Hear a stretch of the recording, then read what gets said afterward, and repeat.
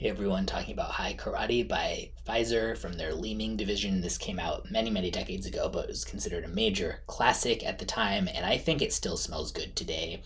The notes are lavender, bergamot, lemon, rosemary, anise, geranium, fern, carnation, cinnamon, cedar, heliotrope, and oakmoss, vanilla, tonka bean, amber, and musk.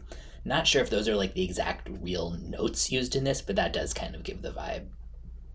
It's like clean, powdery, aromatic green, masculine, but I think it could come across as unisex today with the way this kind of like vintage scent profile sort of smells.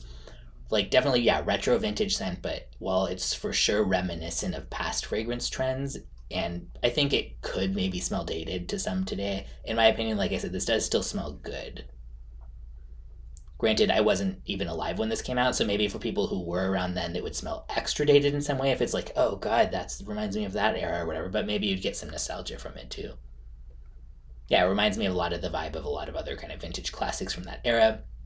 I was interested in trying it because I read a book about like the top 100 scents from 1900 to 2000, and they picked like 10 from each decade to kind of talk about from a historical perspective. And this one was at one point so popular it was selling hundreds of millions of dollars per product per year. So especially if you think about like with inflation, what that would equal to now, like damn. So yeah, I think this is worth trying even just for the historical perspective alone if you're super into fragrance. And also if you like powdery, kind of aromatic, slightly fougere-ish scents, worth trying from that perspective as well. Has good longevity and projection, and I will link in the description where you can get a sample or a decant, and if you want to end up getting a bottle, you could always look that up too.